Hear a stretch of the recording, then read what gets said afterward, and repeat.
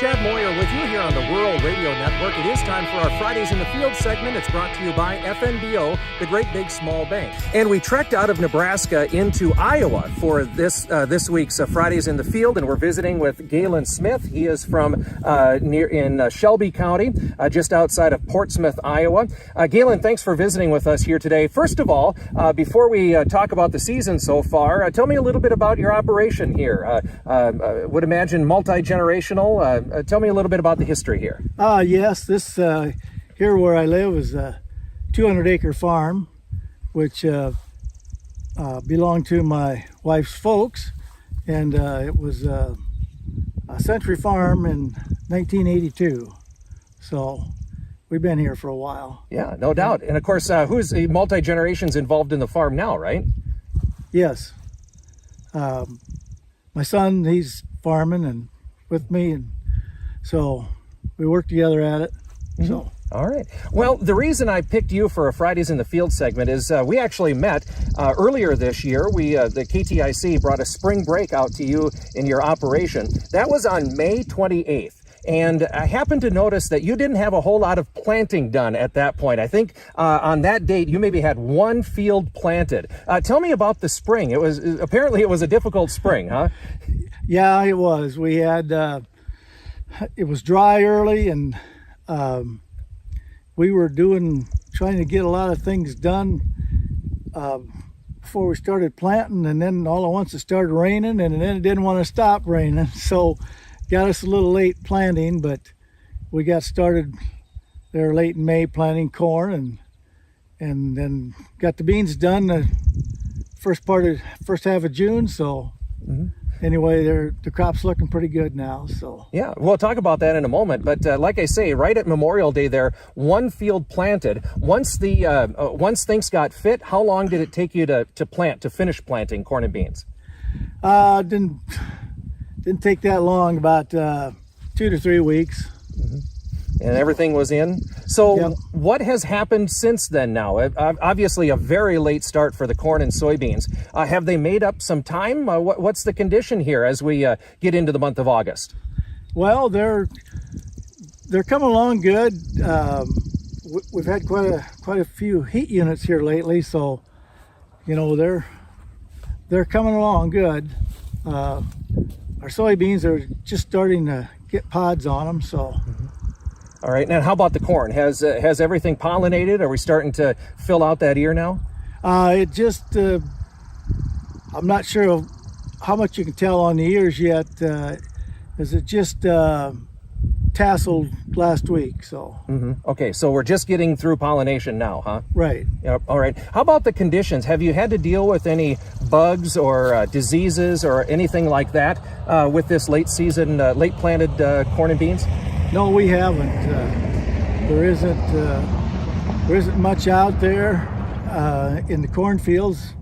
One guy said he thought there might be a little bit of southern rust, but it was, nothing serious. All right. So. And we happen to be standing in a soybean field. I see there's a few Japanese beetles, but not enough to warrant any action yet, huh? I don't think so. Yeah, there's some beetles out here, but hopefully they don't get bad enough if we have to spray for them. But sure. Tell me, what is a typical year farming here in western Iowa? What's the soil type like? I know there's a lot of terraces in this part of the world too, right? Yes. Yep. We got a lot of terraces. Try to keep the soil up on the side hills where it needs to be. So yeah. What is a typical yield here for corn and soybeans? Well, the corn is depending on how much rain we get, is pretty much from 200 to 300 bushel an acre. So and beans? That's dry land, or no irrigation around here. And the soybeans are, oh golly, I don't know, probably 60 to 70 bushel. Continuing our conversation here in Portsmouth, Iowa, and son David Smith joins us this time around. Let's talk a little bit about some of the things that have happened here this summer in and around Portsmouth. Sounds like you were pretty close to some heavy weather earlier this summer. Can you tell me about that? Yeah, Just there was a tornado out of Minden. It come up from south of there, and it April stretched. 26th. Yeah, April 26th. So that's the day before my birthday. So I shouldn't forget that. And Happy birthday, right? Yeah. And so instead of, I kind of just put stuff on hold because we couldn't get in the field anyway. So then I ended up doing a lot of tornado cleanup for some people. I had some close friends that got pretty heavy damage. And so I was actually over there today doing some more cleanup, finish work and stuff for them, some dirt work and things. And yeah, just a lot of devastation. So all the people that were planted, most of it wasn't even out of the ground yet, if it was planted. But so they had a lot of fields with debris all over, and so then that was kind of a toss up. Do you go out and clean it up because you're going to damage what's already planted, and things like that. So a lot of handwork, I think, was done there, just because you couldn't take machinery out there for fear of wrecking the crops. So. Sure, absolutely. And you said it was kind of interesting, like you said, watching where the debris all landed. Interesting story from this part of the world with one of your neighbors, huh? Yeah, we had a couple down the road there, just not far out of Harlan. Their wedding picture ended up clear up in northeastern Iowa. So they said what it was, 240 some miles away or something. And the picture was pretty well intact because they put it on Facebook and people knew who it was right away. Yeah. So, and they're not young people anymore. So, it was nice to see the people were recognized them, knew who they were, and got that picture back to them. And so then now their son is my neighbor. So he moved into my aunt's house. Sure. For the time being until they can get their place fixed up or rebuilt, whatever they're going to do with that. Sure. All right. So back to the farming operation, if we can, for a second, David. Made mention that there was a lot of moisture, a lot of rain that fell in this part of the world. Did that tear up a lot of things? Were there some maintenance that had to be done before spring field work? Yeah, we had a lot of terraces that got blown out. We actually went out to plant and went over a hill, and Dad comes back. He says, "We got to get a cat back out here." He said, and we just had the cat out there. So I had the wife out there with the pickup full of seed, and I come out with the tractor and planter, just turned around and come back home. So we had to get a cat back out there. So we come here and started planting here first then, and just worked our way the other way, So I thought, well, we got to get seed in the ground. So while they're doing dirt work, we'll be doing our own dirt work, I guess. Sure. So, all right. So as we stand here at the beginning of August, what do you think of the progress on the crops, considering how late that you guys got started? The way things look now, what is your opinion? They look good.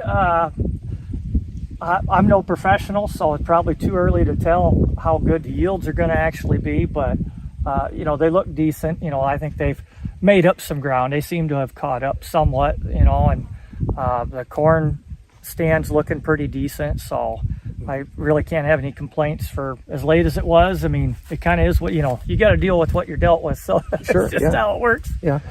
What about from here on out through the rest of the season? Are you do you have to do anything else to this crop? Are you looking at a fungicide application or something else? Yeah, we'll converse with our seed dealer and kind of get what their input is on that. We kind of trust their opinion a lot. They grow seed too, they farm too and whatnot, so they've never really steered us wrong, so we kind of value their opinion pretty good. I guess if it's bad, they know we won't be back to get more seed, so something like that. Anyway. Yeah. But it is kind of amazing how a crop can come back out of that given the right conditions. I didn't ask you about the moisture situation. Like your dad said, no irrigation in this part of the world. How is the moisture situation?